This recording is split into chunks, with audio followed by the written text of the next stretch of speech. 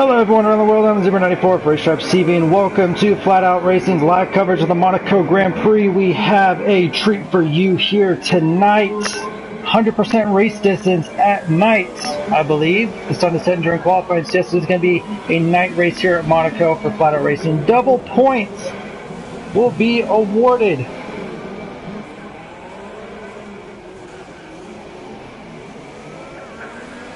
So sorry about that. I actually did this whole entire intro, but my mic wasn't on. So I do apologize. Times are coming in, but we're going to do a recap. I have to post some stuff real quick, and I will cover the rest of qualifying.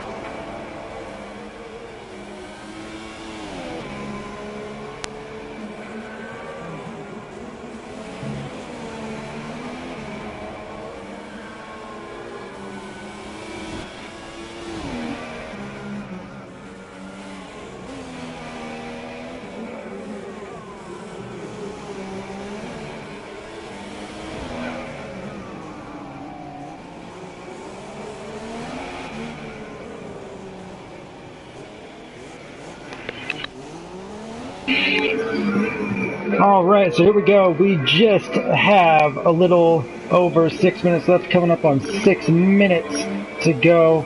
Again, it's going to be extremely exciting. I can't wait for it. So we're going to start going from the top. D-Wood, 111.871. Den right behind him with a 111.916. Crowman, 112.079. DeFluky, 112.393. Dino next door. He's been consistent as of late, really consistent. He's in P6 for the time being. North Ant, 7th place. Coley, 8th. Anel, 9th. He's on his outlap. Full Air, 10th. Stevo, 11th. Matty Shaw, 12th. The TARDIS, he's in P13. He's starting his fast lap around, and then going Z28. He's on his fast lap as well. So Rich Vincent, a new fast time, 11.404. Like I said, 15 cars have showed up, and we could get more. What is gonna get? As it goes around Ras Cast down the front straightaway, he's gonna get into the 113.074. Let's go on board with the TARDIS 44. The inaugural Flat Out Racing Classic Champion. Deadly Jason has joined, so he'll be starting from the back of the field. So yes, the TARDIS Classic Champion, or Classic Series Champion, I should say. So nice little notch to go under his belt.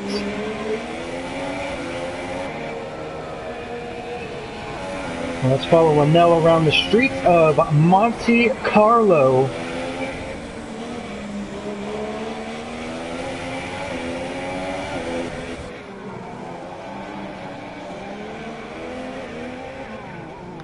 Once again, I said 100% nighttime, double points. Endurance is going to be key. Keeping it clean. If you keep it clean, you're going to finish well. You know, we saw a clinic that Max Verstappen put on Sunday, and it is possible to pass here at Monte Carlo. So, it's going to be absolutely amazing. The yachts are in the dock. They're watching as the sun will set, and we will go racing at nighttime. And now up 5/10 from his time. We could see him dip into the 112s and move up in to around maybe 5th place. We'll see. This goes around the last corner onto the straightaway. What time is he going to get? He's going to get a 112.603. That's going to be good enough for P7 and Crowman.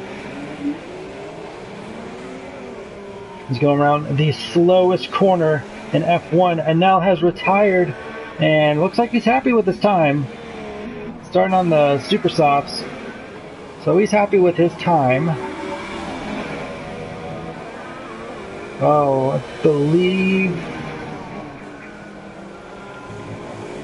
I don't know if Full Air held up his teammate there or not. I hope not. But there's Mercedes pulling off. Ooh, just scraping the wall there just a bit. Really trying to push the limits as he enters sector 3.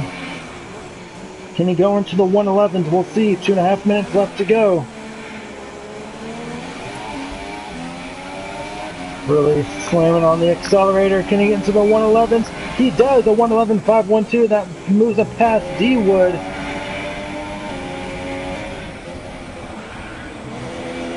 As D-Wood starts his time in the Mercedes.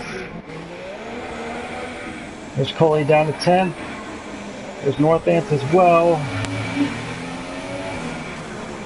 Fuller behind his teammate. Crowman just pulls off into there. That's where the caution is at. What time is Steve-O going to set? Crowman has retired. He's happy with this time. Steve-O's going to set a 112.990. Matty going slow. Tardis is now setting a time. So we'll get back on board with him shortly. There's D-Wood just coming out of the tunnel. It's going to be an awesome sight watching this car at night. It's going to be my first night race ever covered at Monaco. So it's going to be absolutely amazing. And oh, caution sector 2. That would be D-Wood. Not a really good angle where I was looking down at my phone, but didn't really look like a good angle to catch it. So his run is pretty much tarnished there.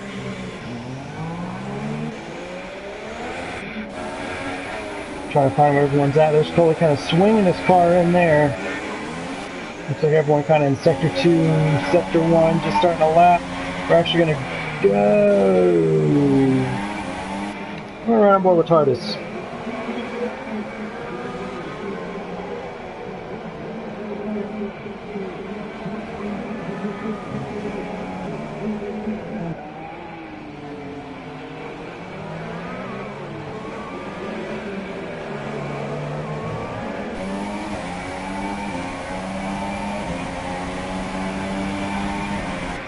He sets a 113.056. He's a master of classics.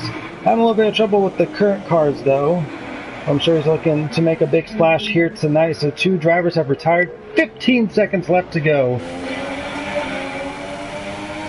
The Fluky has retired. No crash there. Calls it a night with a 112.393. But we're going to follow D-Wood around. Can he beat the 111.404? That is it. Qualifying is over. Northants has retired.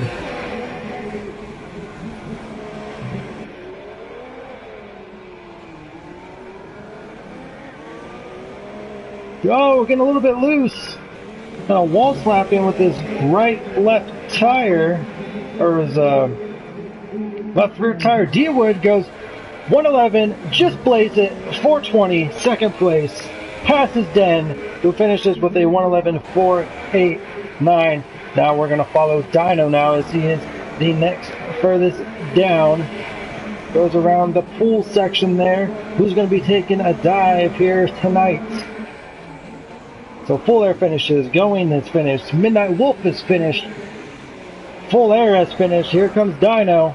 Will he improve on his time? Looking fast. Can he get to the 111s? He does not, but he's just outside of the top 5. Tardis actually goes 5th fastest with a 111.955. He sneaks up in there. Matty Shaw 7th with a 112.243. And that is qualifying for your Cully going into the pits. So wow, Tardis really turned his lap around from a 113, goes up to a 111.955. He's going to be starting in P5. It's going to be very interesting to see these cars file into turn 1. You either want to be in the front or in the back in this race. Obviously, if you're in the front, your odds of winning are pretty high. But we shall see what happens, though.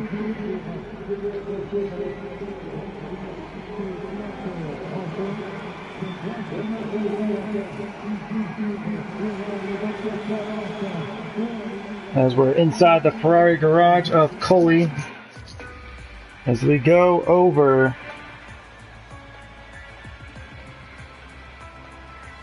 the starting lineup: Richmond first, Dewood second, Den third, Croman fourth, Tardis fifth, Dino sixth, Matty seventh, the Fluky eighth, and now ninth, Coley 10th, Northland 11th, Full Air 12th, Steve-O 13th, Going 14th, and Midnight starting in the rear. Oh, and plus we have Deadly Jason as well, who just joined, so he'll be starting actually in 16th position.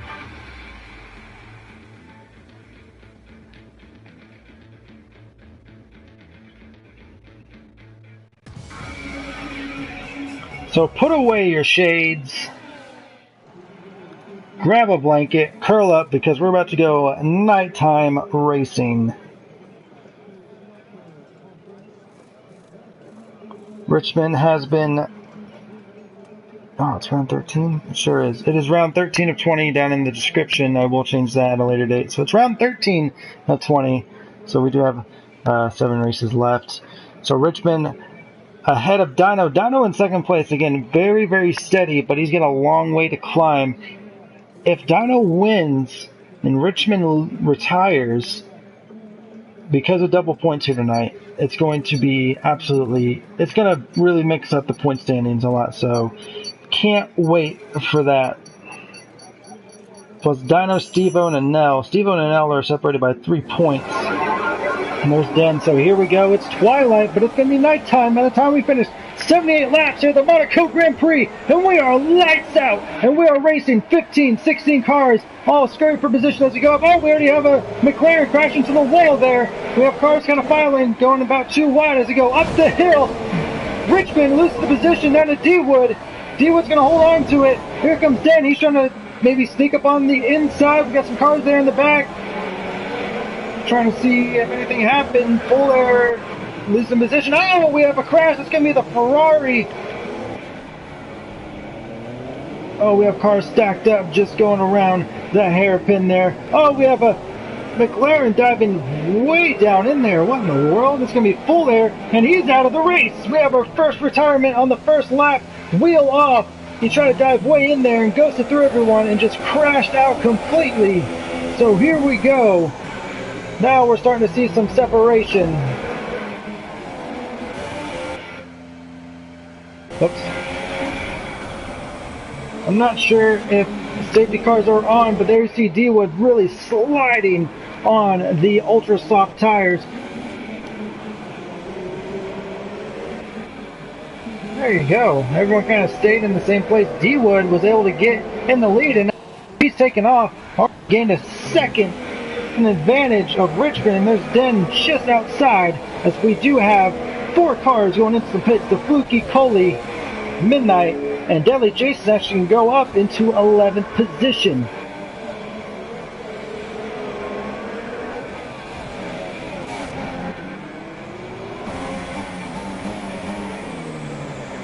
On board with Tardis, going right behind Croman, really close. And looks like Northamp's got a round going, and his car is still there. The game has yet to remove him.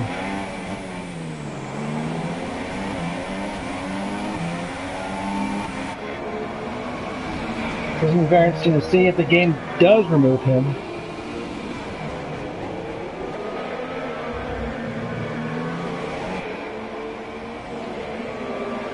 Full Air not happy.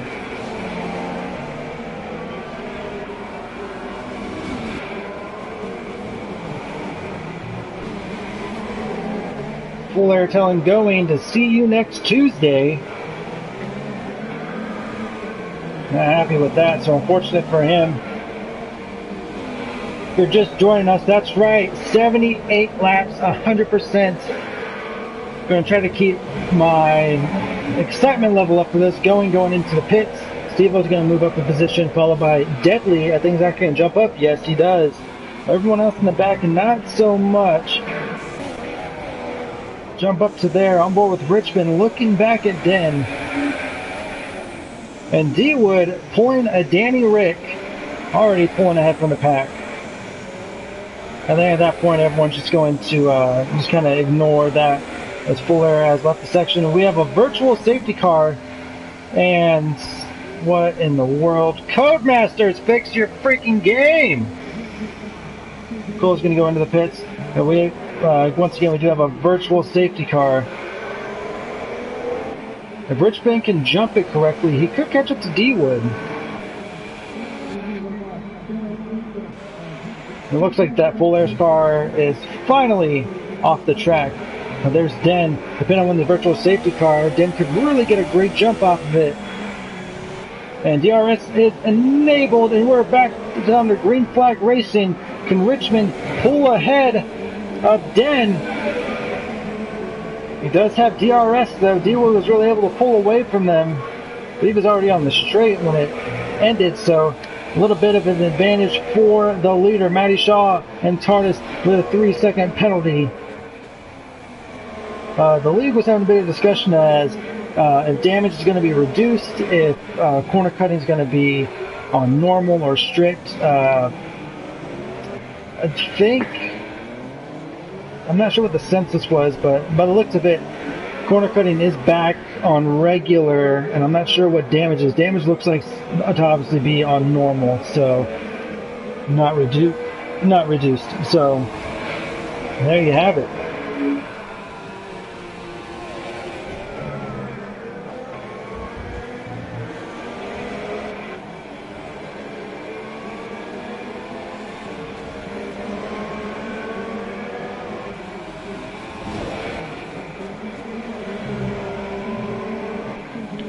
As the sun goes down and the moon starts to rise, track temps will be getting cooler and cooler.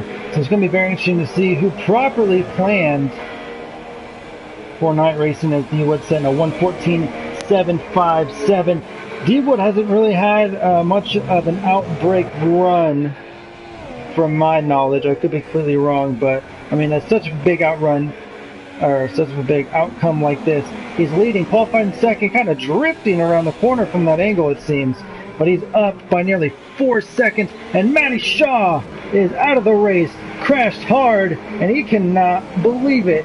Just not his luck here this season.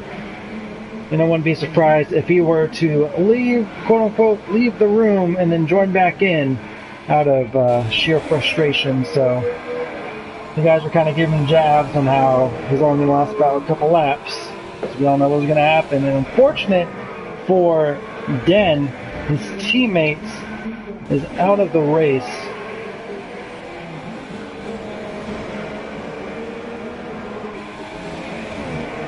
And once that swimming pool section, it is a tough section to get through. That is for sure. Yep. If we get too close, you will end up crashing. And oh, there's Den. He's going to spin around. He's going to lose part of his front wing. He's going to have to go into the pits. And here comes Croman. He's going to pass him. And here's TARDIS. He's going to catch up as well. But is Den going to do the smart thing? Is he going to move over for TARDIS? And Dino's going into the pits. Or is TARDIS going to have to get around him the hard way? He has missed the front wing. And oh, TARDIS kind of slipping and sliding there as well on the Ultra Softs. Yeah, you see just how slow he is. And Dino is dropping like a stone in water. He was running solidly, I believe, in 6th place if I remember correctly, but now he's down in 10th. That's not going to help his championship days, that is for sure.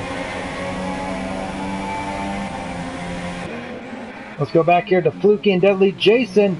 Ooh, the Fluky just took a look on the inside of Deadly Jason, who started in 16th, and he's moved up 8 positions.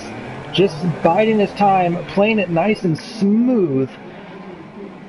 That's what gets you here at Monaco, just patience and endurance, especially at a 100% race, even at the 50% race. What's going on? Deadly Jason defending the inside. What about the Fluky? Is he going to go on the inside? Ooh, it's going to be close. He's going to kind of catch Deadly Jason, kind of doing a bit of a cut, maybe possibly getting a warning going. Z28 with another 3-second penalty, and Den is in the pits due to his front wing, so he's going to be dropping as Steve-O gets past him. So he should be out just in time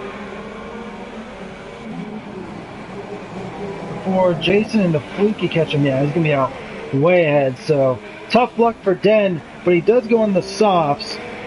He's going to be on those for a good while. Remember, 100% race, so these stints are going to be a lot longer than usual.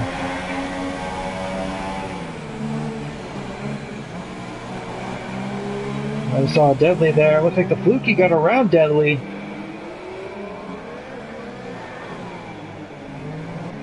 And so now the Fluky looking to chase down Den, but Den's been fast. He's been steady so far. So let's go back down here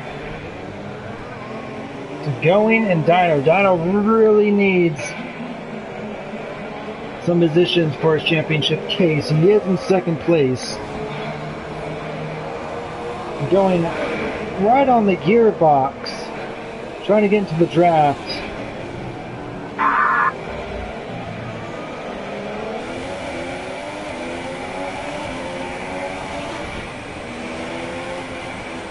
Oh, Dino getting a little bit loose. Going's going to go on the inside. I guess the outside.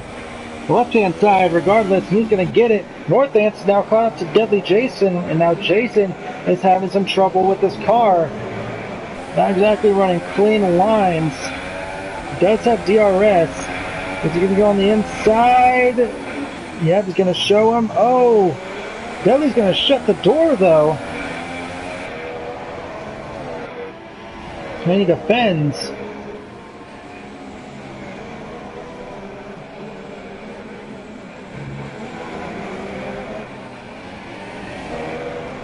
Oh, here comes North. He's going to dive out on the inside. He's going to push Deadly Jason out. And he's going to get the position. Really making his car wide there. And now Going has caught up to the rear. Oh, Croman going into the pits. Wonder if he's got any damage. That's a great shot, game. Can't tell what. Oh my god. So, well, pit stop means that he changed his front wing. So Croman's going to fall down some positions from 3rd down to 6th.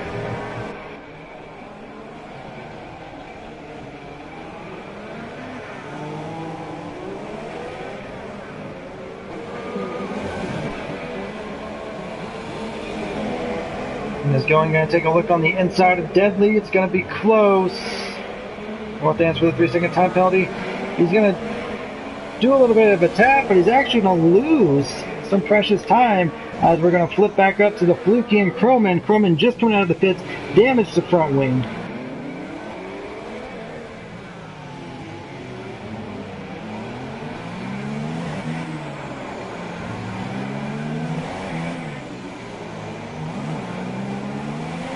Beautiful shot of the car there.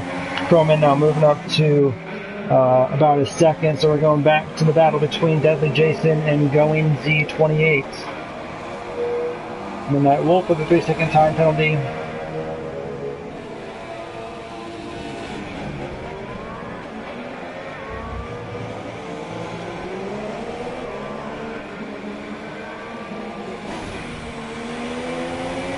On board with the Mercedes driver. Mercedes running 1st and 11th.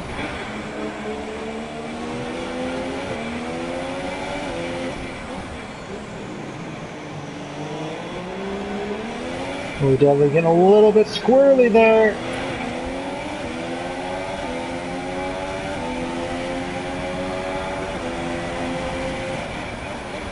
He's gonna dive it on the inside. Oh my goodness, what a boneheaded move.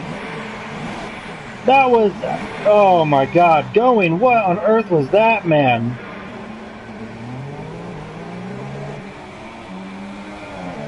Oh, you know, Deadly Jason's just fuming right now. I don't blame him either. What a bonehead move by Going. It was a good battle. Yeah, Daly just moves over for midnight. It was a good battle going on, but no, again, just couldn't be patient. So what a bonehead move. Oh my god, man. Some people that really just don't know how to race properly, so... Jesus. Almost nearly cost a driver's race there, so...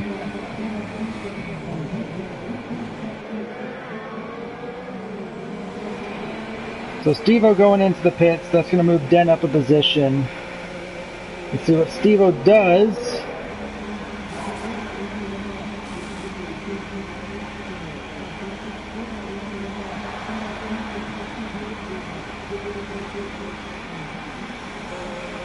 Interested on why that took them so long. They didn't change the front wing. So that was very interesting. Going into the pits. Dead lead, diving into the pits as well. And now Dino is going to be up back up into 11th place. So he's going to try to push him forward.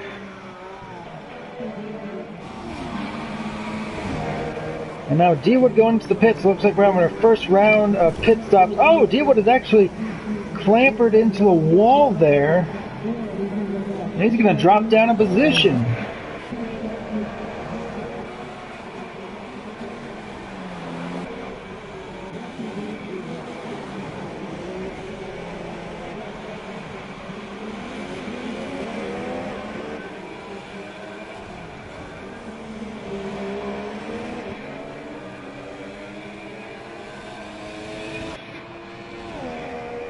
So now he's going to try to catch back up. And now up 5 positions.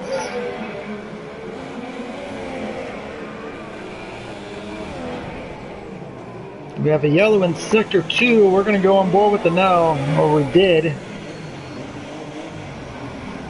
I don't know if someone just happened to slow down a bit.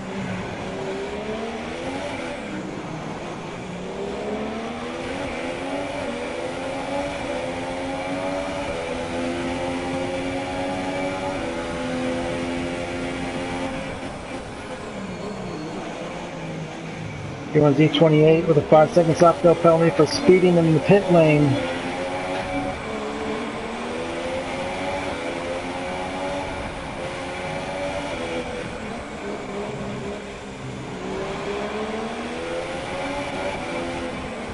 And then Artis has caught back up with the Nell.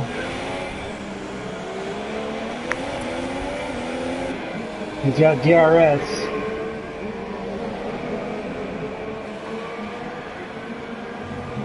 There's a car coming back, that'll be going Z28, but he's going to file right behind him. Right behind those 2 cars there. Dan having a great run, he's going to try to squeeze. Doesn't look like it, really taking his time there.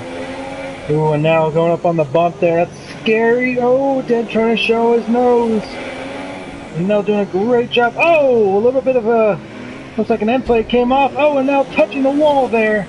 That's what a lot of players open. That will be fixed in the next game, is better turning capabilities through the hairpin.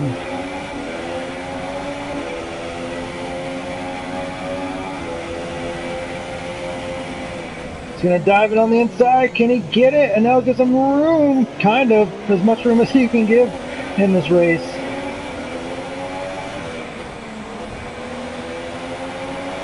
Oh, and now gets a little bit loose. Den's going to have to check back up. And Croman has caught back up to the pack along with the Fluky. So now holding up about 3 drivers. And that's why, because he's got part of his front wing missing. So he's going to drop hard. He's probably going to drop down to P8. So now Den moves back up to P4. There's Croman and the Fluky joining right behind him.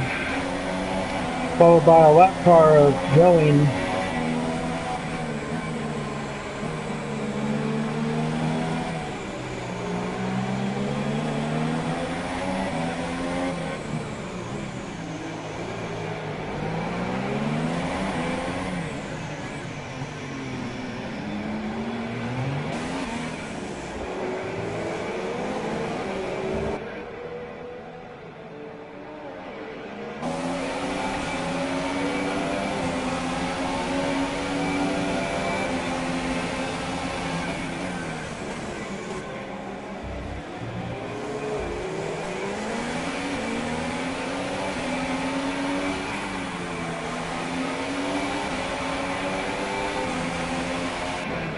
The Fluke has actually dropped a little bit from Chrome in there. He was up about 7/10, but he dropped down about 5/10. The TARDIS going into the pits, putting on a new front wing. I'm pretty sure at this point, everyone has put on a new front wing.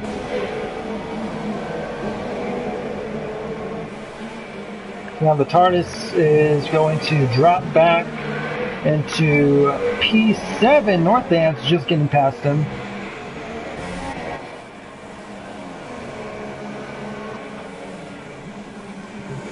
Looks like Croman getting a better run through that section of track.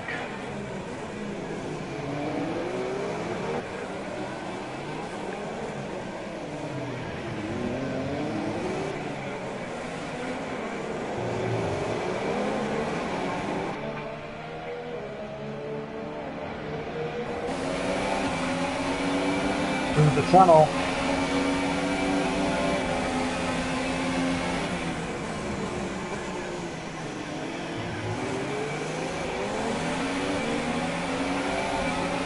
Very interesting there. You saw he went down to third gear.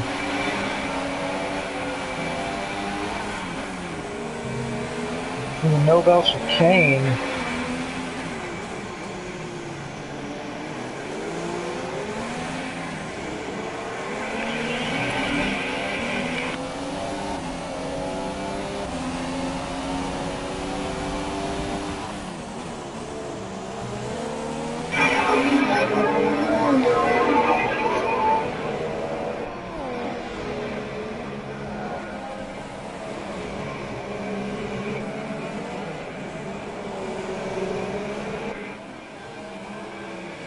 It was just so close. Looks like they're catching up on lap traffic. That might be Deadly Jason there. It looks like it is. He was running the top 10, but just having troubles.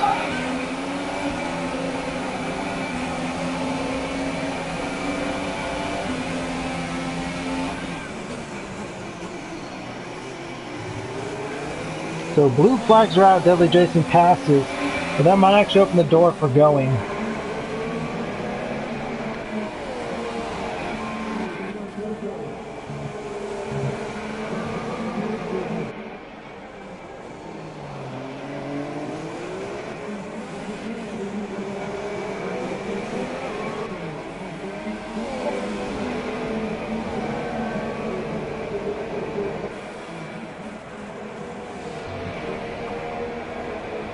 Take a look at the TARDIS and Northants just for a bit. Going gets around Deadly Jason.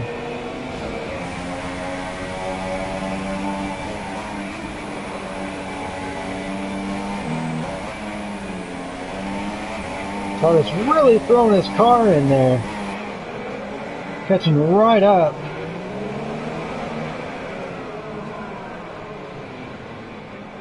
Ooh, trying to stick his nose in there. Northant's running just a bit wide. There's see Deadly Jason kind of bounce off the guardrail there. Here comes the TARDIS right on the rear. Northant's going to defend on the inside. TARDIS going to try to pass on the outside. Nope.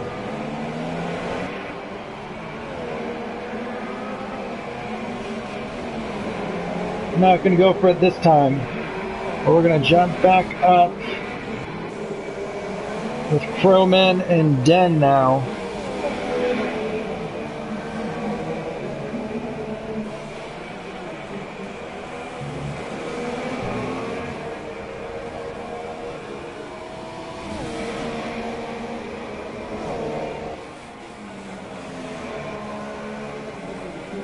Two main battles going on. Actually, whoa, hold on, what's this up here? We have a battle for the lead. Let's focus on this. D1 has 3-second time penalty. I believe that Richmond does not.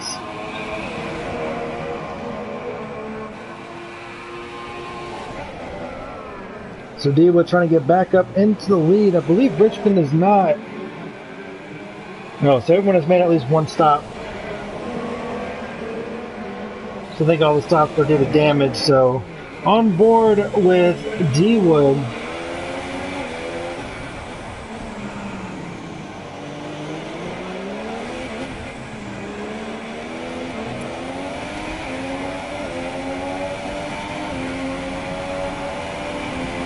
It looks like that D-Wood had a great line, but he just wasn't feeling all that confident, so we kind of laid off the throttle just a bit.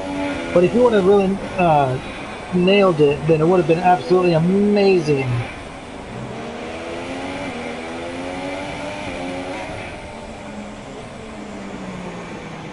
Richmond kind of going wide there just a bit.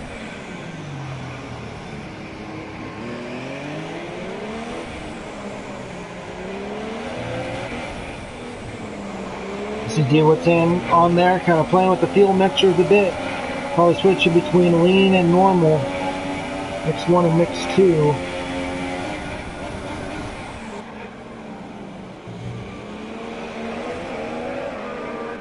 He gets a great run off the chicane there. Really closed the gap up by a couple tenths of seconds.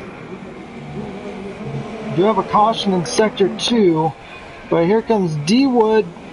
Oh man, Richmond doing a great job pulling the inside line, not allowing D-Wood any room to make any type of move, it seems.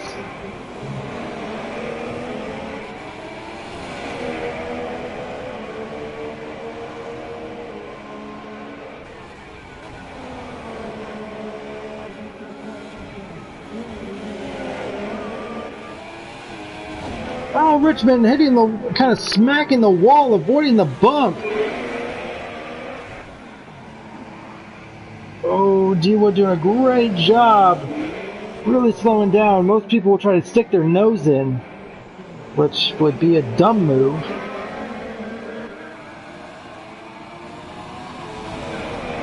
But no, he just played it off, just decided just to slow down.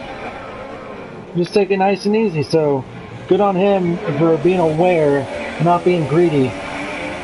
We have 59 laps to go, so, you know.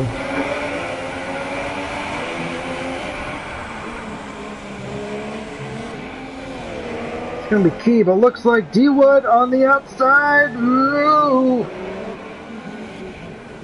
Man, he is playing it smart, pressuring Richmond to make any mistakes. There's see on the left-hand side we have Crowman 3/10 down from Den, and we have Tardis about 2/10, almost 3/10 down from North Ants. We do have a yellow flag in sector 2, but that just went away.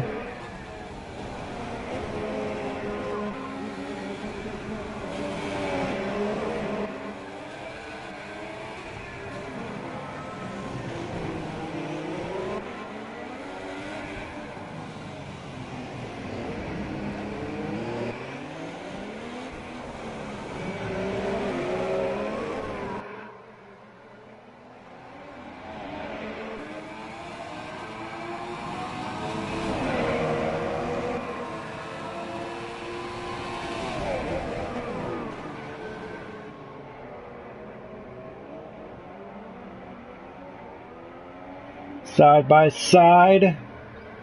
Oh, can he make the pass? Oh, they bump off each other. And D-Wood. Wow, what a move on the outside. That was absolutely insane. Well, that's why Richmond losing a part of his wing. So Richmond's going to dive into the pits for the second time, so that battle's over. But we're going to jump on over to Crowman and Den. So Richmond's going to drop down to 5th.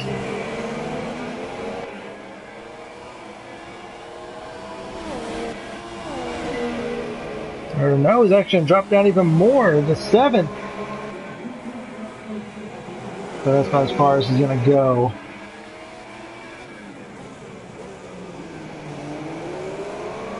So this is the battle for second place now.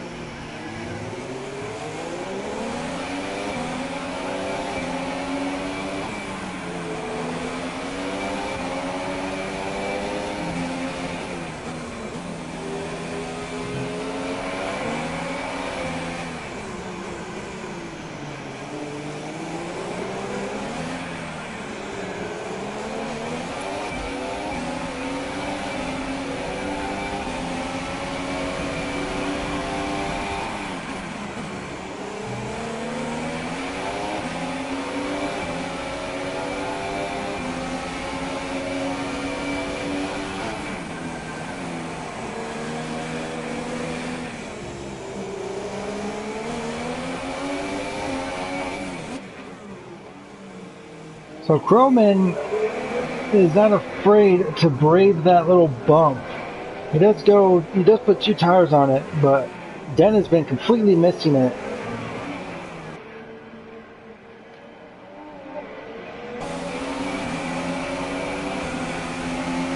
But depending on how close they are, that could actually be detrimental. If Croman was any closer, he could pull up alongside him. They could have been side by side into the first of the hairpin, and then Croman would be on the inside for the other hairpin. So very interesting to see how that plays out. 2 teammates behind each other. Northamp's going to let Richmond around. He does have fresh tires. Northamp's for the 3-second time penalty. Richmond goes around his teammate, or more like his teammate lets him through. Doesn't really slow anything down between Tardis and Northants. These two have been stuck together. Tardis for the 3-second penalty. Turning back up here to the top. It's going to be Den and Croman.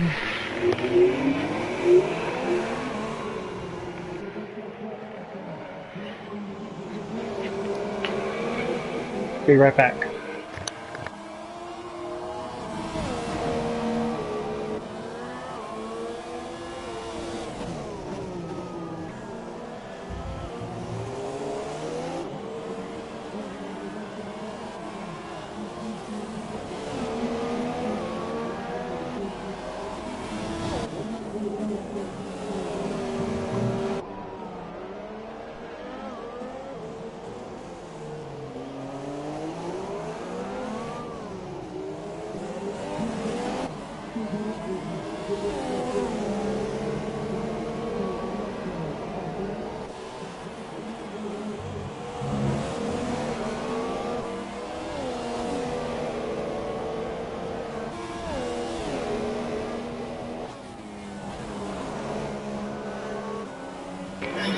All right, we're back.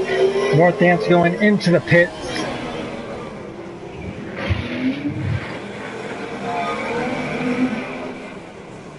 So Northamp's throwing on the softs. It's going to be interesting to see how many people are going to have their tires at the end. It's going to be very, very interesting. He's going to have all their tires at least. Like, it'll be very interesting to see how many tires they use up. That'll be an interesting stat to have. At least based off the number of times pit. So Croman's still looking behind. It looks like Den has just pulled away just a tad bit. Looks like they're running, you know, pretty close times. Kind of based on the time kind of caught up. So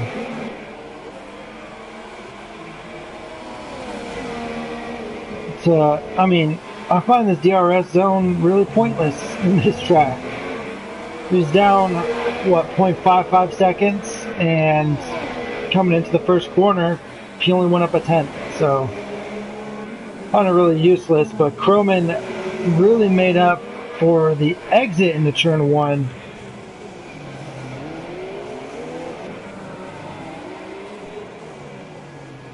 Around the Grand Hotel hairpin.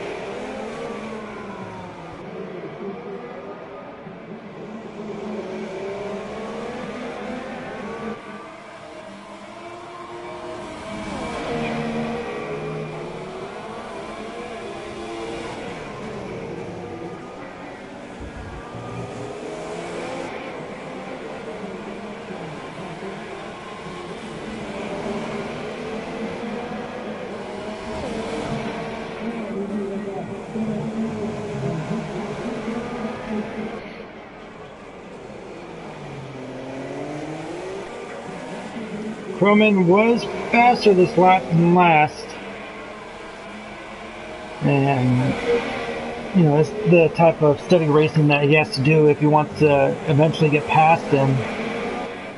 But Den's doing his job of holding up pace there. Not holding up, holding pace, I should say. And this time it's Den that's faster through this section.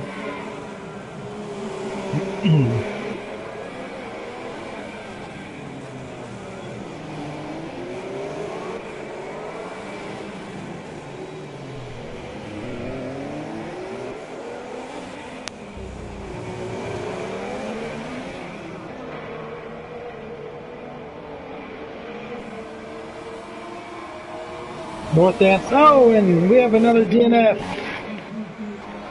Hard into the wall. Oh, yep. He pulled a Charles Leclerc. He is out of the race. North Ants running strong, battling with TARDIS for a good portion of the race, is now unfortunately out.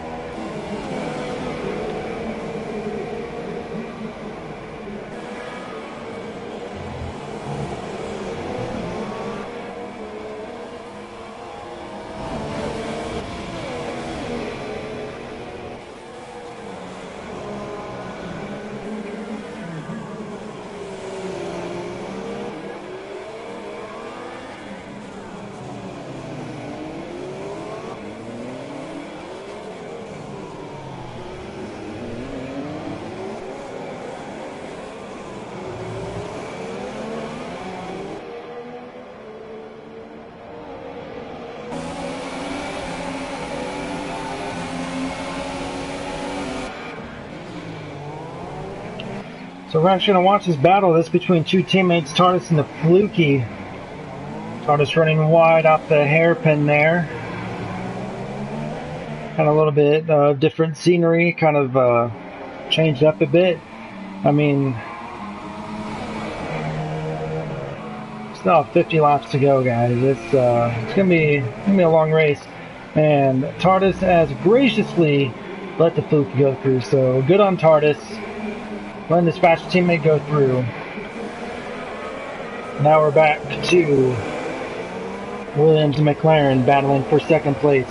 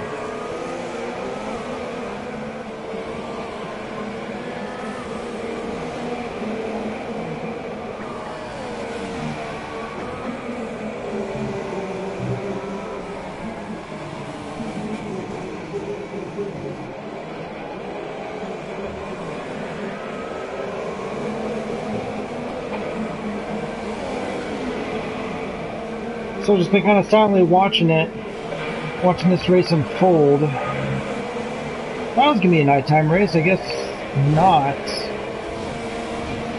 Regular day race or sunset. So my apologies for the false advertisement. Totally thought it was gonna be a night race.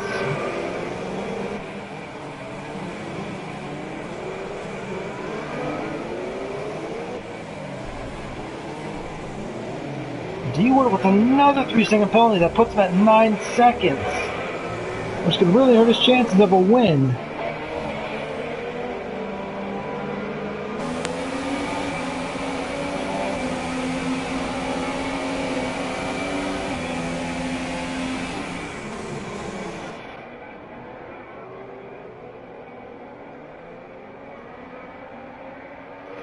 believe that's Coley in the Ferrari, if I'm not mistaken, and it is. He's been going another lap down. Dudley Jason 3-second time penalty. He's going to get lapped as well.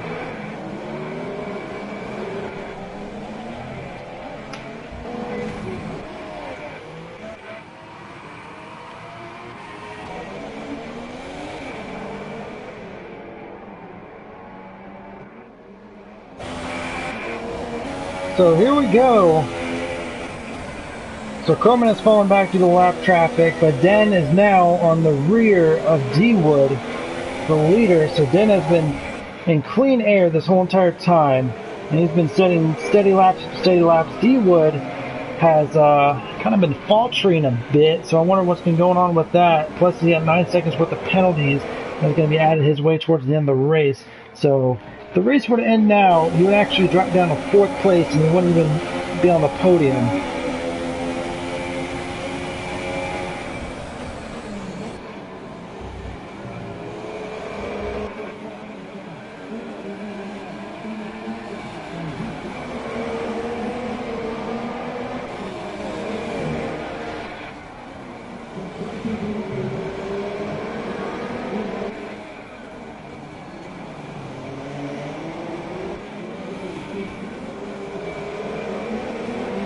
The yellow in sector 2, Croman slowly catching up, and looks like, oh, the fluky kind of has gone off into the Novell chicane, completely misses braking point, it looks like. So here we go, battle for 1st, 2nd, and 3rd, all within a second of each other.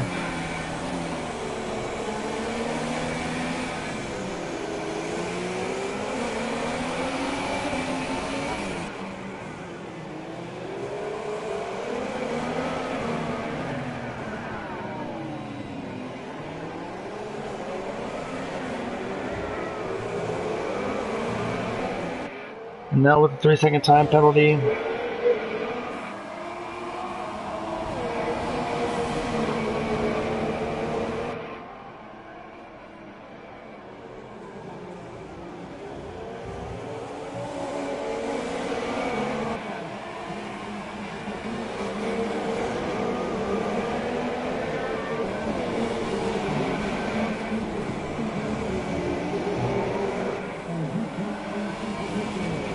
Very, very close. Oh, and going Z kind of getting into the mix there a bit. He's going to pull off into the pits, I believe. Oh no, that's D-Wood. My bad. D-Wood's going to pull off into the pits. That's going to get the lead over to Den. Oh, looks like D-Wood again changing his front wing.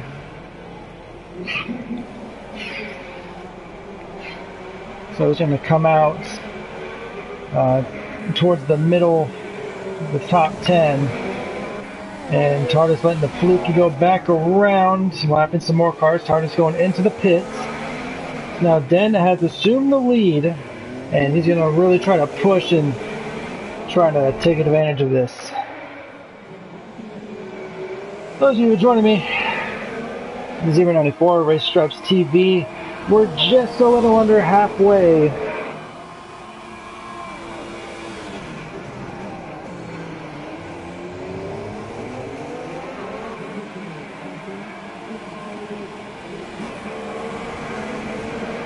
Just a little bit under halfway. 100% race here at Monaco. Overcast.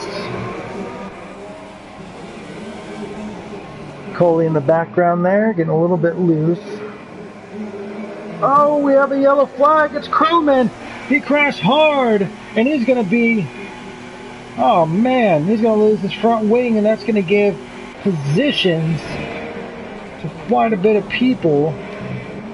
It's better, so... Man, I mean, top drivers have really just ran away with it, just running a lot cleaner races. But can D-Wood beat Croman? Yes, he can. Croman now just coming out. The fluky might be able to pass him, and he does. So Croman on the ultra stops. Let's take a look at this. How many stops? The average is, got one person with 5 stops, one person with 4, one with 3. A lot of people with 2 and 1, and 3 of them only have 1 stop.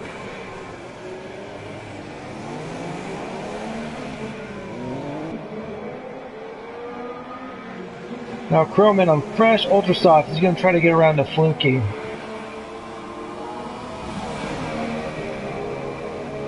Richmond has a 3-second time penalty. But D-Wood is too far away at the time being.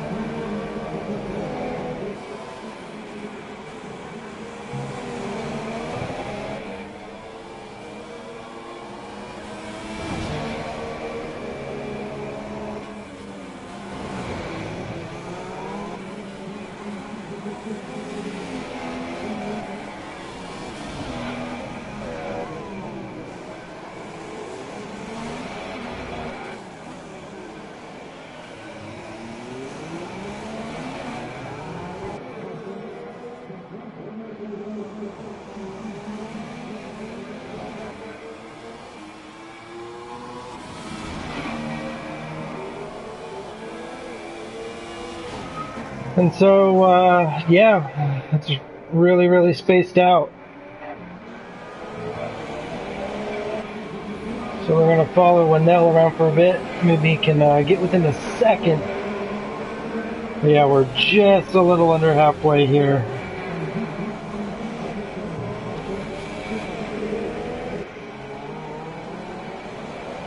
He was in a fast lap, 1:13.712, but he also gets another 3-second penalty. That's going to put him at 12 seconds. That's really going to hurt his chances there tonight. So I do want to apologize that there really isn't much to talk about. 100% race here at Monaco. There really isn't much to do.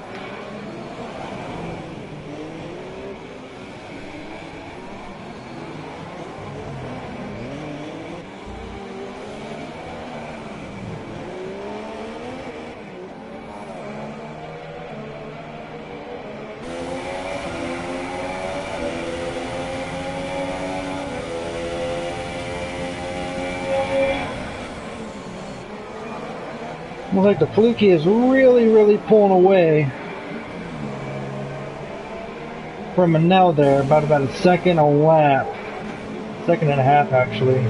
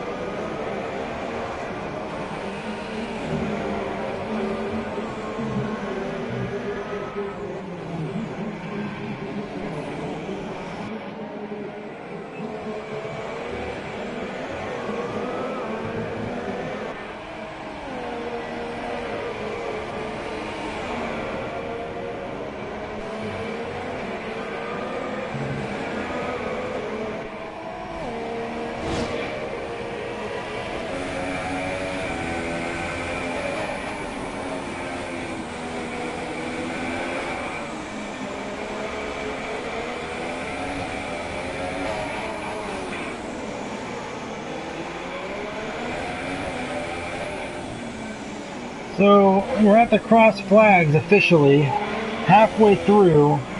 This point, if it was a 50% race, it would it'd be almost over at this point. We still have another 39 laps to go.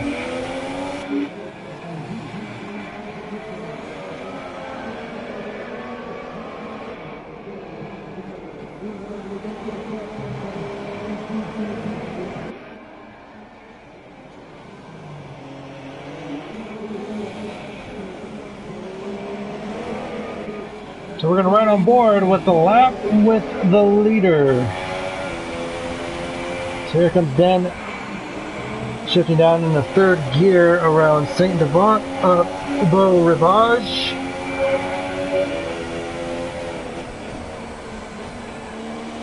Going around Casino Corner through Mirabeau and Mirabeau Huts. Around the Grand Hotel Hairpin, Mirabeau Bas and Portier. Now going through the tunnel.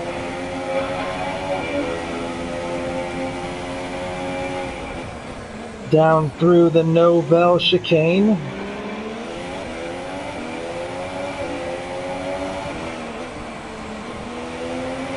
Through Tabat, through the pool area there, then around Rascasse, then through Anthony Nose, and that is your lap with the leader, Den Artis.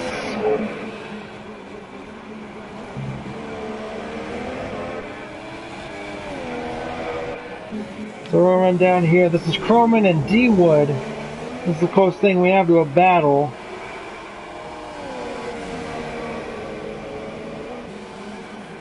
We have a yellow in Sector 1, what we did.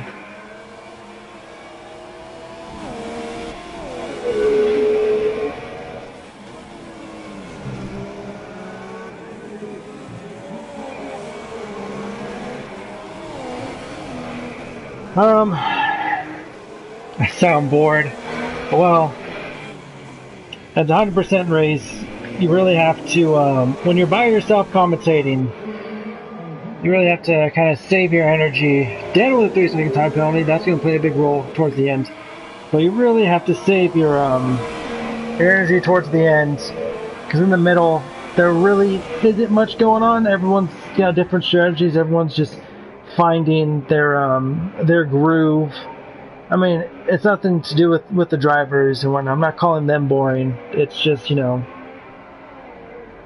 it's Monaco. There really isn't much to say or talk about, especially if you're by yourself. You really only have so much to talk about. So, but yeah, no, these guys are putting on a good show. There's been some good overtakes. There's been some boneheaded overtakes. Not really much drama building up. I guess the one thing to really look at, kind of frown at, is you know, Dino's second in points, but he's down in ninth, so it's really not going to help it. But yeah, just trying to follow what I can. Looks like Croman slowly catching up to D Wood. D Wood, it is a lot of laps. You're absolutely correct, and you know, I really applaud for those who commentate by themselves. 100 on a D-Wood kind of smacking the wall there, but yeah, I do credit those guys who can commentate by themselves for 100% race league and be talking the whole entire time, because I just simply cannot if there's nothing to talk about. It's like watching it all over again. You're absolutely right. I watched the replay of it last night before I went to bed, and I almost fell asleep just turning it off. There really wasn't much. Oh, Croman getting a little bit loose around Rascasse. But, yeah, I almost fell asleep. I almost had to turn it off. Yeah, it really is. I mean, you gotta do what's best. Like, I understand, you know, it's Monaco. It's the crown jewel of Formula One and stuff like that. And I'm pretty sure it's an awesome spectacle to go see live, but yeah, there's a lot of speculation going on between should it be taken off the calendar or not, and and kind of hold off as like a one-off event with no championship points. And I mean, gonna have to agree there really isn't much to do. You know, all these F1 YouTubers talk about it, speculate. You know, Devo going into the pits, that's gonna move TARDIS up into P. Oh, we got a spin. That's gonna be D-Wood. And they both get time penalties, but I think those ones are actually going to get waived off because of what happened. So D-Wood looks like he just lost control of it, just spun it out completely. So now D-Wood, he's back down in 4th position with a lot of time penalties to make up. And Richmond now within a second of the leader. But now we're gonna calm down. We're gonna calm down just a bit. So, but yeah, it's I think it should be taken off and held off as a one-off event. Get in a different track. You know, I don't know what track that would do it. Maybe like in.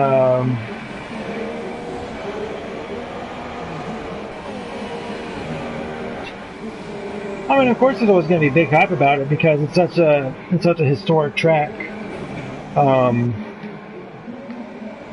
You know, it's got a lot of memories to it. But yeah, it's the only way to make this track exciting again is I was watching the F1 Words video on it, and I don't know if it was in the comments or if he said it himself, but just, you know, what I was thinking actually is, you know, if you do keep it on the calendar, have a special chassis set for Monaco, like just strictly for Monaco, and I guess Singapore too, you know, for the street circuit, is just have a narrow car, like have the schematics down, like this is what all the teams have to use for, like this is the maximum width of the car. And then you should be able to get more exciting racing that way. Like you'll be able to definitely see more overtaking without, you know, crashes. But, you know, yeah, just have a specially made chassis just for Monaco, and then you can keep it on there. But if it were to be replaced, I don't know what track you would replace it with, or if you just stick with 19 or 20 races in the season. I guess you can have like an Argentinian Grand Prix. That would be kind of cool. Yeah, I mean, you know, you look at, or even just like thinner tires maybe, because yeah, there's a lot of mechanical grip and you get a lot of speed through the corners and you're setting all these, you know, record-breaking laps. But yeah, just kind of just make the car smaller. Make it more compact, I don't know.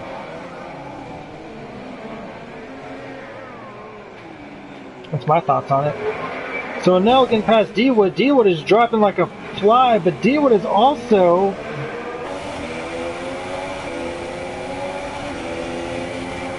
he's ghosting.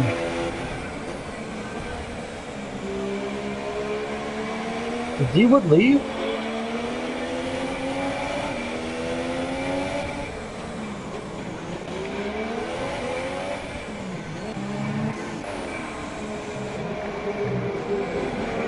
Interesting there.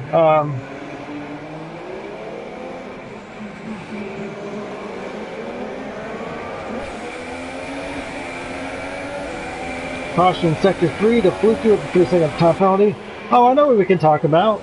Let's go over how many penalties people have. That's an idea. Oh, it's so quiet. Jesus. Okay. Start from the top. Den has 1 penalty. Richmond has 1 penalty as well.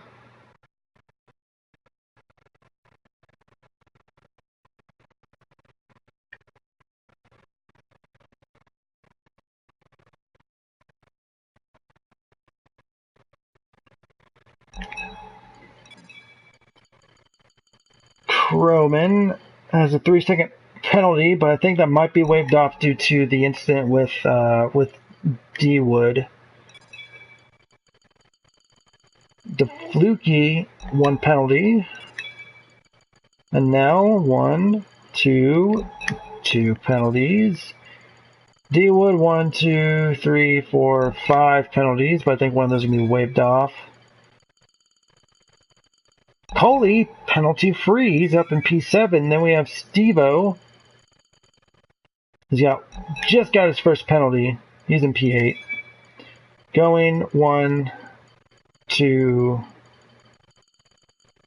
3. 3 penalties for him. Tardy's down in 10th. 1, 2, 3, 4. 4 penalties for him. Deadly Jason. 1, 2, 3. 3 penalties for him. And Midnight Wolf. 1, 2, 3, 4. So it looks like the average penalty is about 3. Steve-O getting a 3-second time penalty. 30 laps to go.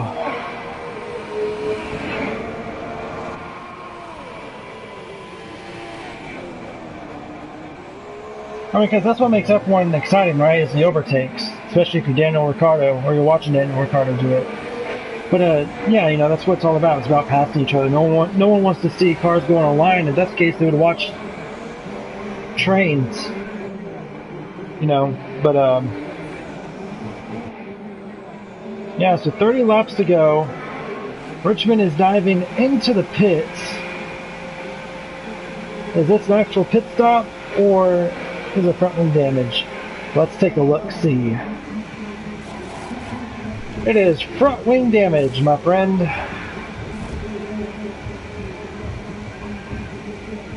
So Croman's going to jump up into P2. What about the Fluky? Is he going to beat Richmond off? That sounded wrong. Is he going to is he going to pass Richmond off the pit? It's going to be close. Can the Fluky get it? I don't think so. But now the Fluky is right there on the rear of Richmond.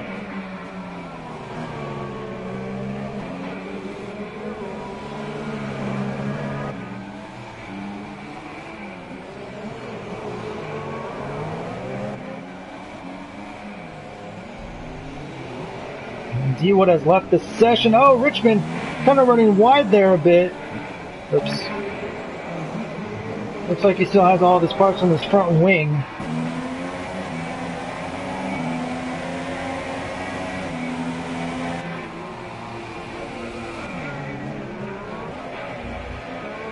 So yesterday I was talking with I was commentating on another league, and I have a co-commentator for that league as well.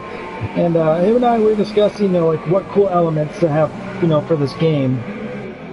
And you know, we're talking about like, oh, it'd be cool if they had a replay feature.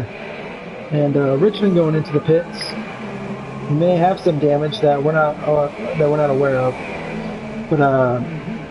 But yeah, so now Fluky goes into P3. But we're talking about you know, some features that would be cool. Like a replay system, which I don't even know how they would even fit that in.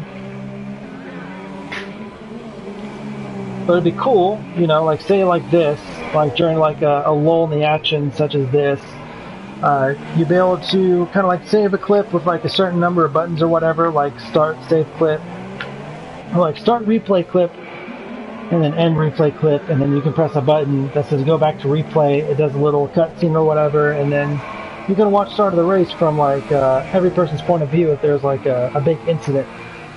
That'd be really cool. Are they going to do it? No, they're not. They're going to focus on career mode instead, and they're really going to ignore multiplayer mode, which they shouldn't, because they're trying to do this esports thing with it, and you can't do it if you can't qualify correctly. So, Codemasters, fix your game, please.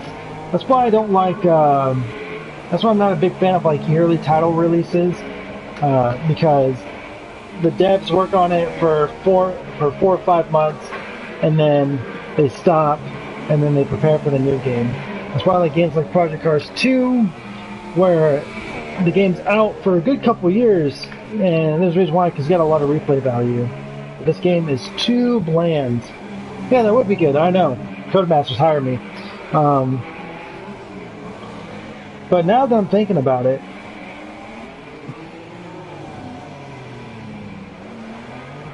tell PlayStation on Twitter.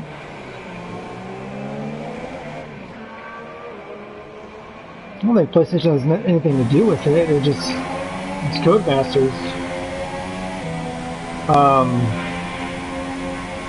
Oh, we got a battle. Let's take a look. Oh no, that's Coley going right through D-Wood. Heartbreak for him. Started in second, was up in first for quite a bit, and just his race went to utter garbage, unfortunately. Where was I? Oh yeah, so and now running wide, almost crashing out of the race. We would have had 12 drivers left.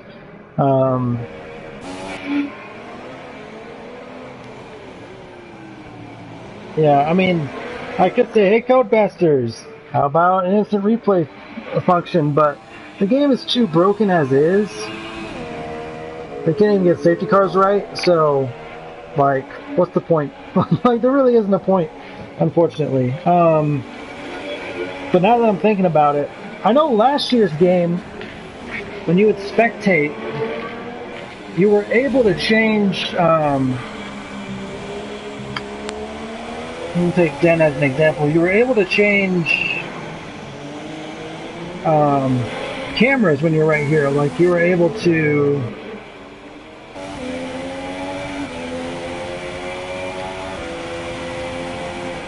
You were able to change cameras.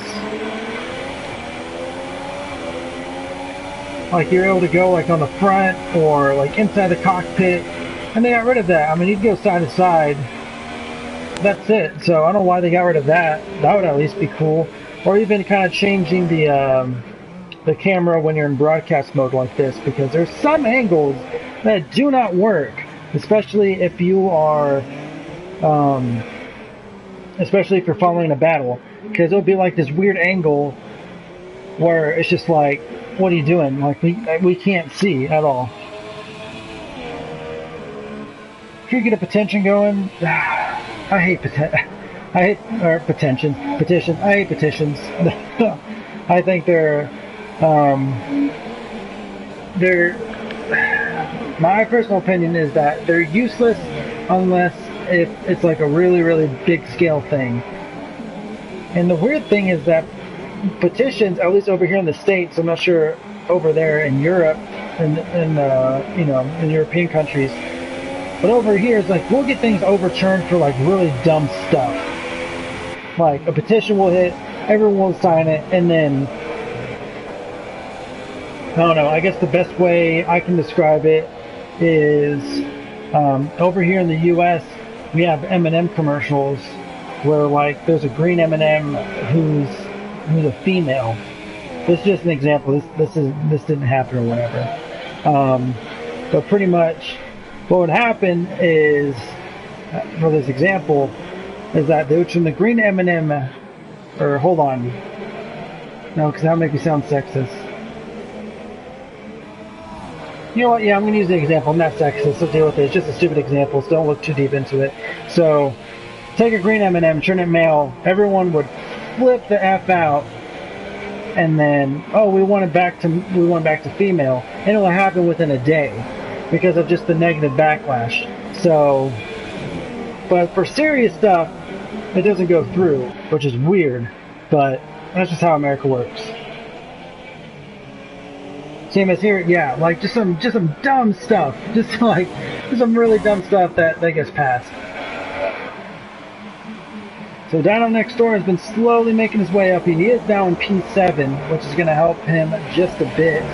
Richmond's actually in 5th position. So, Dino holding off Coley. Oh, and Dino crashing hard into the wall in Ratscast. And he's going to get lapped by the Fluky there. And he does have part of his front plate missing, so we're trying to follow a battle there. It didn't exactly happen, but Richmond in the Nell now.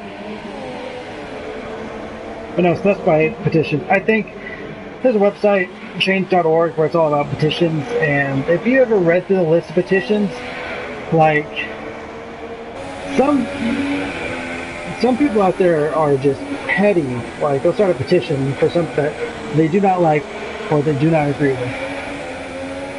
So it's like, oh, get this YouTuber off of YouTube. It's like, oh, that's not how it works.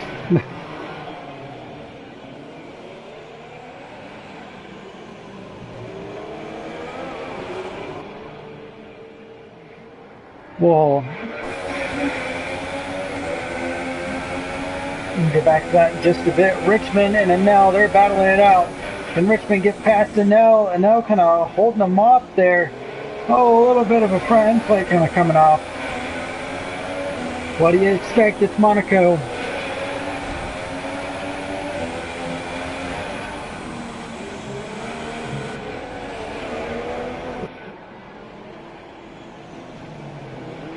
But the new controversy these days is the video game Battlefield 5. Whoa, females on the cover.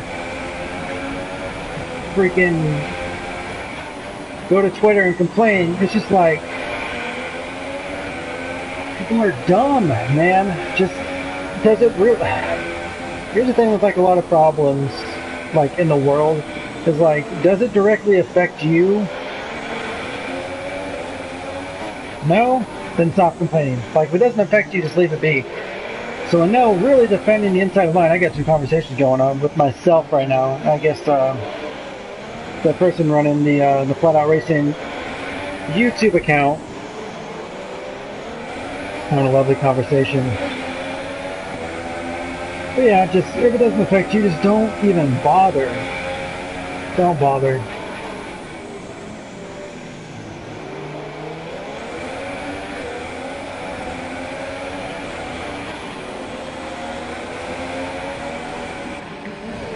So we're now really holding off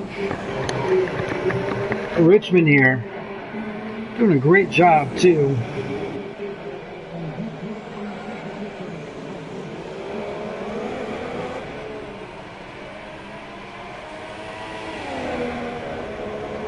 Oh, you know, Nell's gonna go defensive and ooh, Richmond getting a great run going up the hill. He's gonna try to swerving back and forth. Ooh, and Nell runs just a bit wide. It's going to force Richmond on the outside. He's going to have to go on the bumps. He's going to be careful. He's going to stay on the outside. I think he is. He's going to be getting on the inside and he's going to make the move. Yes, he does.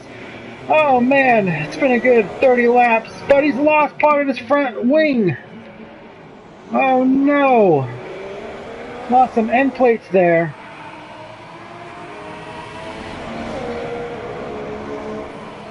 So if he's going to pit, it's going to drop him way back. By way back, I only mean a position back.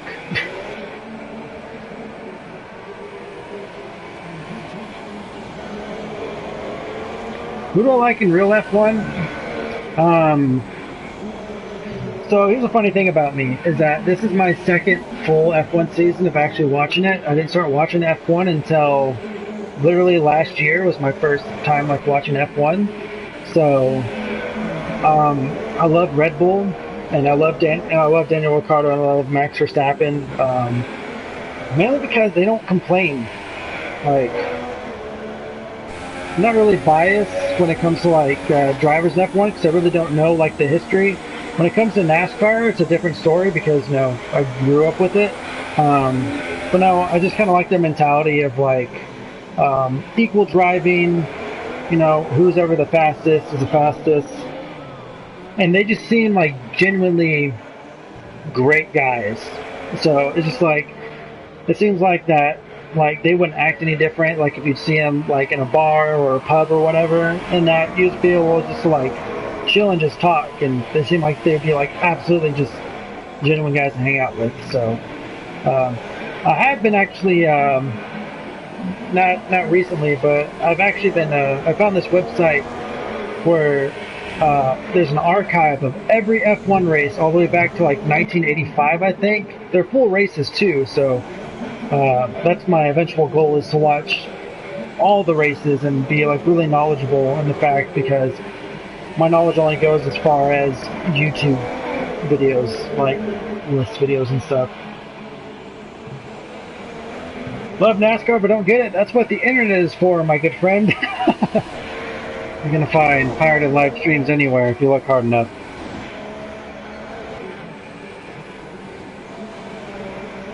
Let's actually talk about NASCAR in an F1 game. Why not? There's actually been instances where NASCAR drivers and Formula One drivers have swapped cars for the day.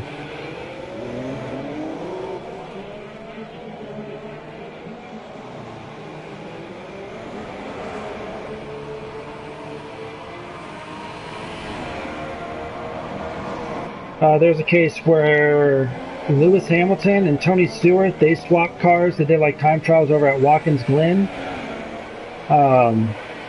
which, by the way, would be absolutely amazing. I live in Arkansas, which is in the middle of was in the middle of the U.S., kind of like adjacent to the top of Texas. But I'm surprised that they don't do like the American Grand Prix at Watkins Glen.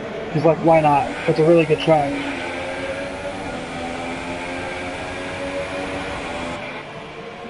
What about Alonso? Oh, Richmond with 3-second time penalty. Saw him cut that corner blatantly. But no, Tony Stewart and Lewis Hamilton, they switched. Tony Stewart drove Hamilton's McLaren. This was back in like 2008, I believe. And so they swapped. They did a time trial there. And then, was it Jeff Gordon and Juan? Yeah, and then Jeff Gordon drove Juan Pablo Montoya's Williams BMW, I think, BMW Williams, I think, in the early 2000s.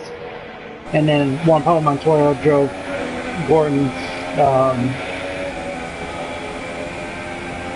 Gordon's Chevy Impala, but then we all knew that Juan Pablo went to NASCAR for a couple seasons.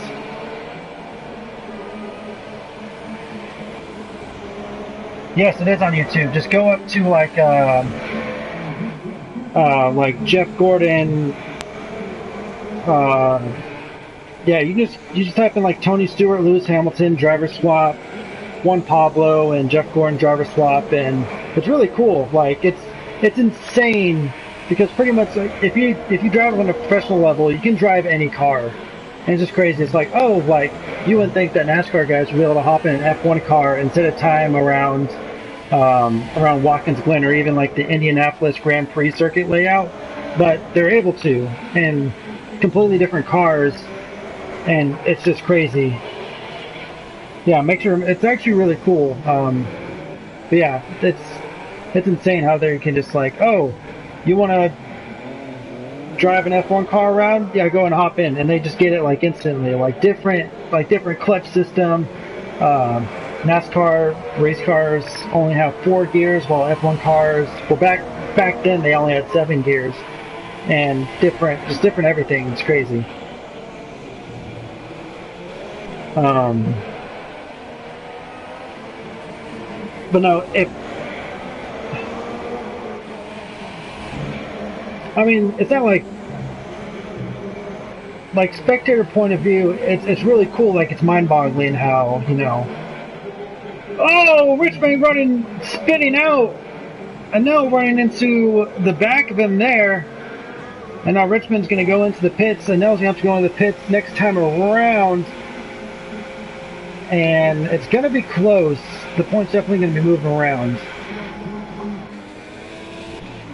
So we're actually going to focus on the leader for the time being.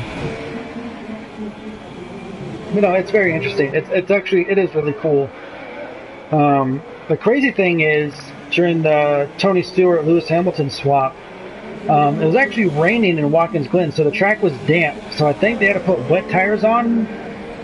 So Tony Stewart pretty much hopped into a 2008 McLaren and did a lap in the wet. Really cool. It's like, how, like, what, like, that's insane. Absolutely mental. But if you're just getting into oval racing and NASCAR now, it's a damn shame, because the height of it in the early 2000s was late 90s till like mid 2000s. 2005 was like the last great season. NASCAR was absolutely amazing. It was America's sport back then, and now it's just, you know, now it's just. I mean, I'll watch it. I follow my teams on Twitter, or follow my drivers on Twitter. If it's on, I'll watch it. I'll just get the results, or watch a YouTube video on it, like highlights of it. So, just because, you know, F1 races, they have a time limit, which I think is 2 hours, if I'm not mistaken. But NASCAR races, they go on as long as they want, which they're normally around 3-4 hours long. So, you know.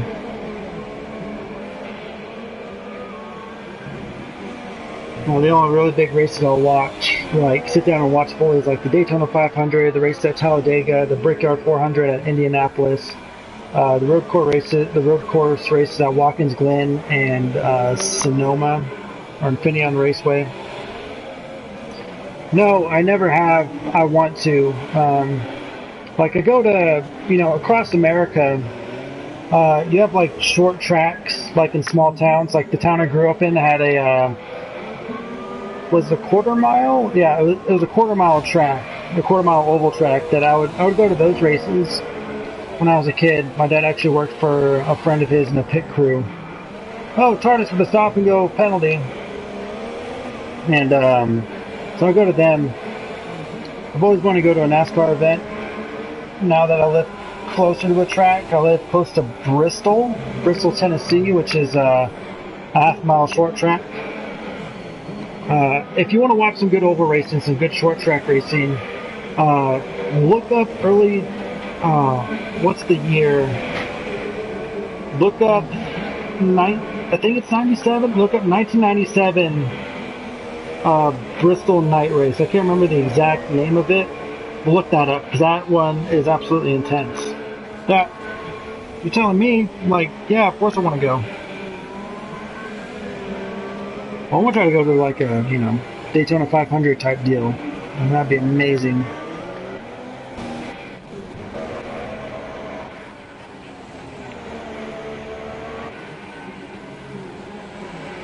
So Coley has caught up to Steve-O as Coley has smacked the wall.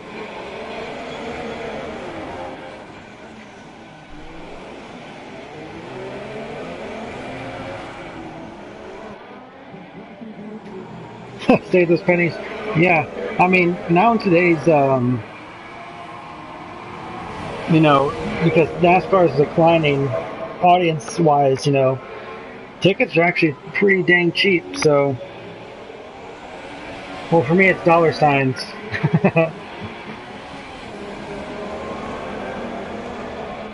It's more of this.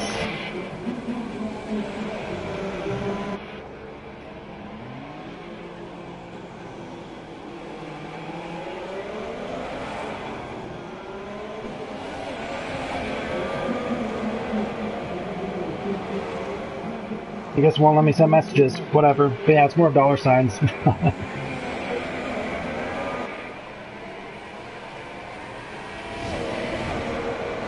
So we have 13 laps to go. This is the only battle here. Other than that, everyone is... The next closest one is 5 seconds. That's first and second.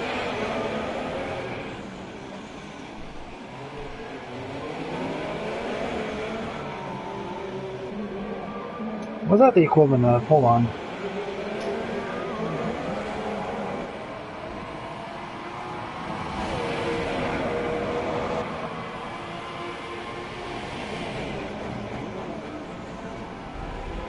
Damn! $195? Like, I mean, the equivalent, that's like 168 pounds, about $195. Richmond with a 5-second stop and go penalty for corner cutting. Ooh, look at that. Like $195 will give you good seats and pit passes for a NASCAR event. Oh my god, I feel sorry for you guys. Yeah, that's absolutely dumb. I guess. No, I think even $195 would give you 2 tickets to Daytona 500, I believe.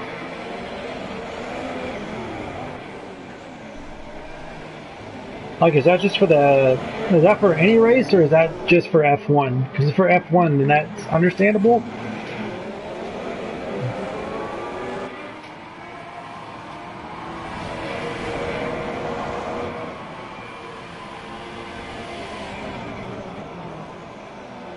That's my address. Just come to the middle of the U.S. and you'll be fine. Just don't go to California. Gas is crazy expensive.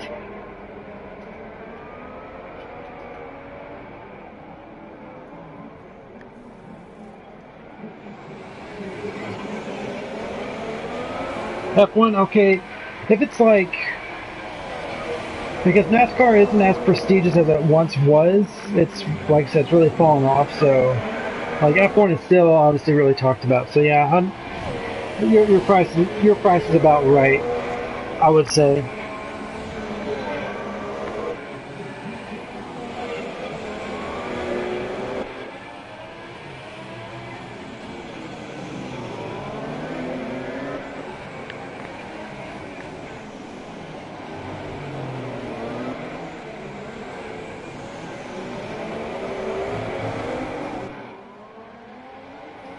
Is that D-Wood?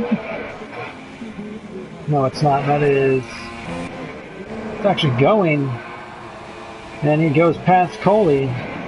Not for position, though.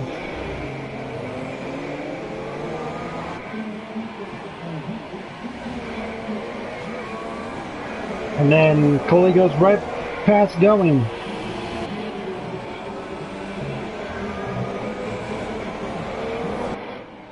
Say 84 pounds per cheeseburger? Or 8.4 pounds?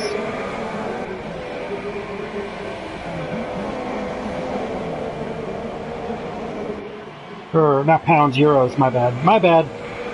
My bad.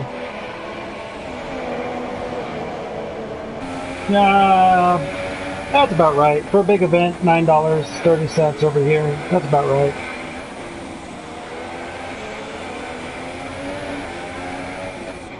Well, yeah, that's the problem with economy is like, you know, make it cheaper, more people will buy, make it more expensive, and, you know, it's kind of like, are you going to get the same amount of money in return, but less? I don't know. I'm not all that smart when it comes to it. You're asking the wrong person.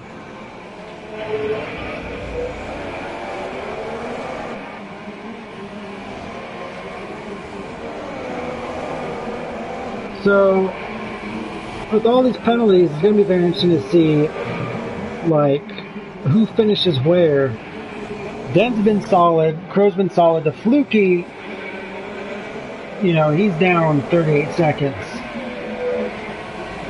And now he's been really solid, he's just been really biding his time, he's up in P4. But Richmond and Dino, remember, Dino's in second in points, Richmond's first.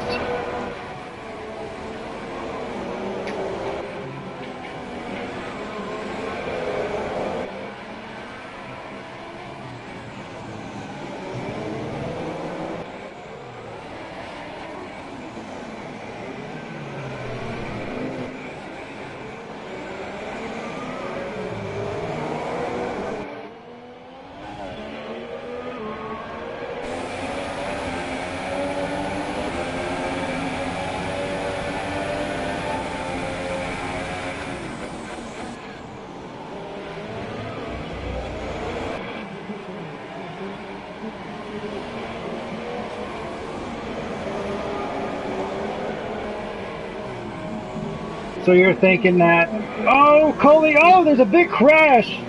That's Coley. He's got to slow down. Was that the Fluky or was that TARDIS in the mix? It was. TARDIS have to go into the pits. Coley's going to have to dive into the pits as well. Oh man, that was rough. That's what a lot of people are thinking too, if I read that correctly, that F1 is eventually going to become Formula E, or Formula E is going to become F1, vice versa. That would be interesting.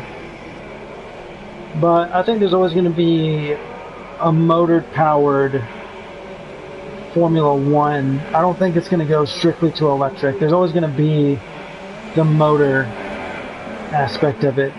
So, I don't really see it happening.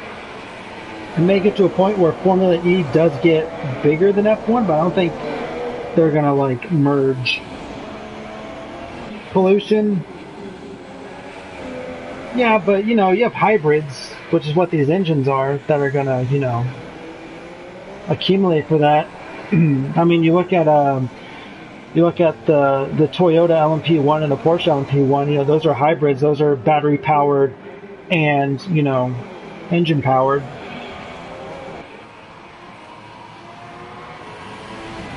So, yeah, I don't think it's going to go full electric, but you know, it could be to the point where Formula E does get bigger than F1. Maybe. I mean, you can only speculate. You can only speculate.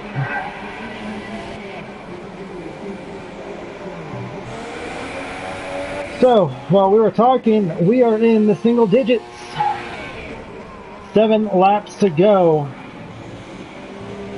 We're going to follow the leader for the rest of the race. Unless there's a battle that ensues. Who knows how many front wings have changed? Who knows how many tires have changed? Actually, let's take a look.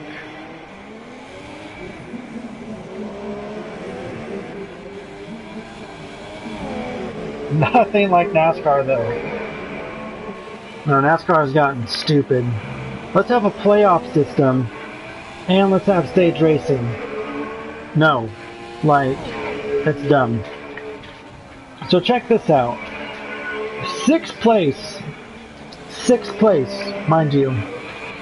Has stopped 6 times and they're still in 6th place. It's absolutely insane. Croman going into the pits. So now the closest people we have is Anel and the Fluky. That's 13 seconds. Oh yeah, it's late for you guys over there, for sure. It's close to midnight, isn't it? Yeah, just past midnight over in Europe. 1 a.m. in some parts, towards the eastern end of it. So if you live over in the UK and Europe, thanks for tuning on in. Much appreciated.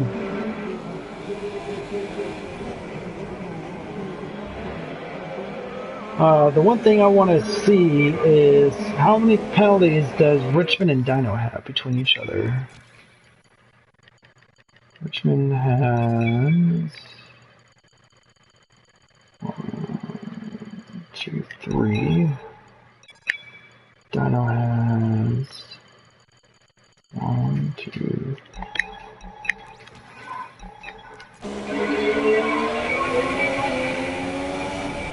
So if Dino gets in 3 seconds, he can jump Richmond based off of penalties.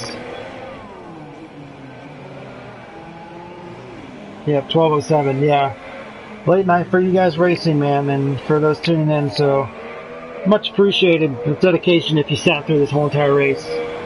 I would have definitely left and came back.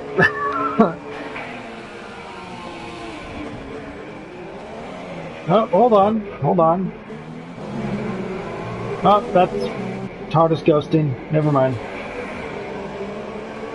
5 laps to go for the 100% Monaco Grand Prix. You know, I was thinking about joining in the race tonight with the guys, you know, just for the hell of it. But, decided against it. But Richmond is now going into the pits. That's going to give Dino P7. That may or may not shake things up.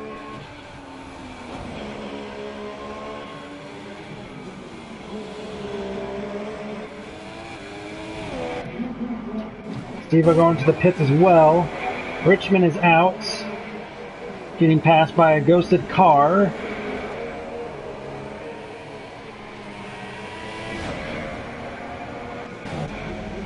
Steve-O is in, and he is back out. Is he going to lose any positions? I don't think so.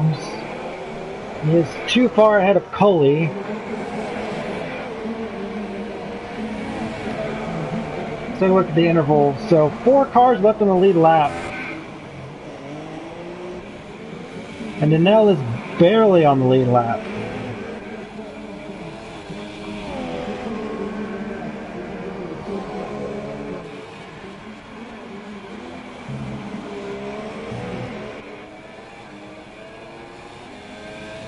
Danelle also has a missing front wing as well, so we may have 3 cars on the lead lap at the end of the race.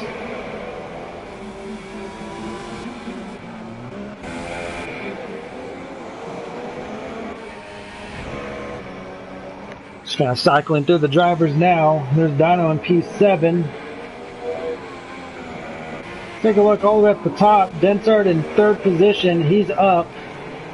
P1. Crowman set a fast time for 1:12.808.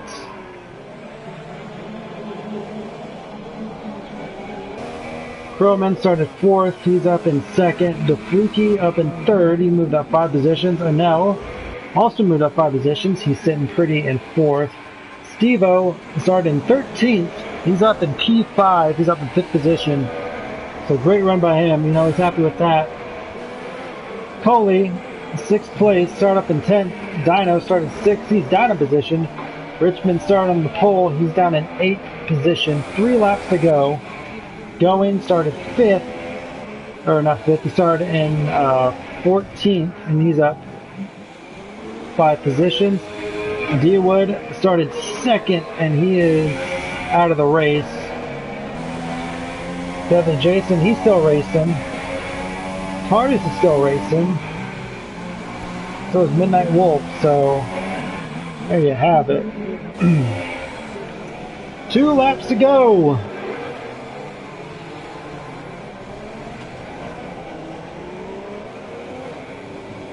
With qualifying taken out, this race is just a little under 2 hours.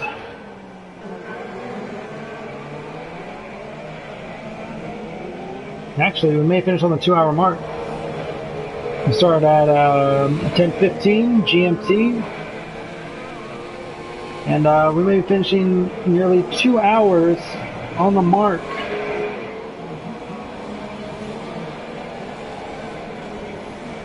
Yeah, I won't even be I won't be interviewing these guys after the race. It's too late over there, and I'm tired. I'm tired of talking.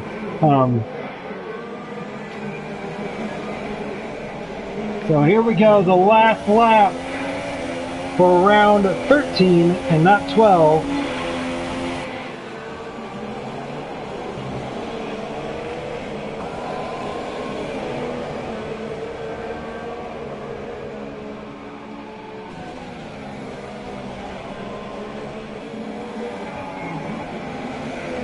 And Zen's going to go around Monaco for the last time.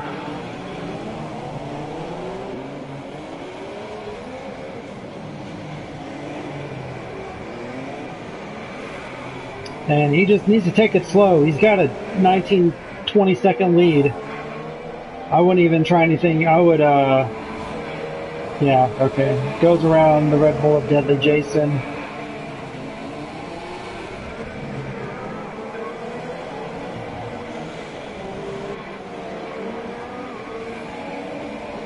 All he has to do is just hit a couple more corners, nice and smooth.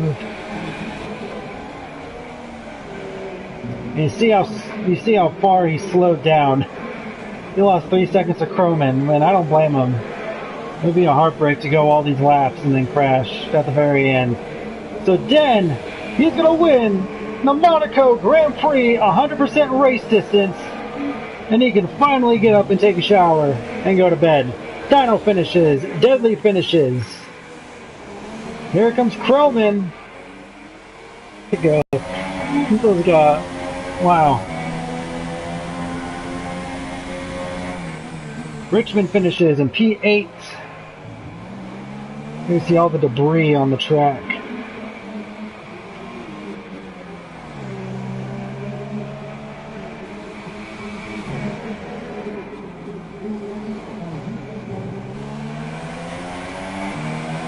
Steve-O finishes.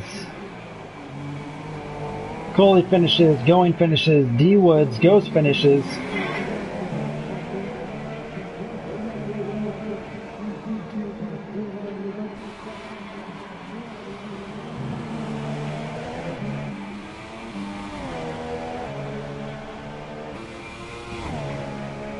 And DeFluky finishes.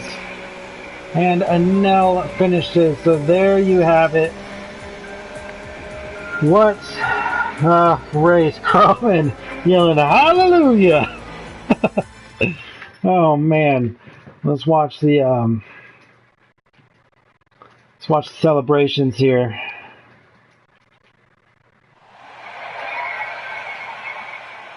I mean, I think they're just all excited that the race is over. I don't blame them.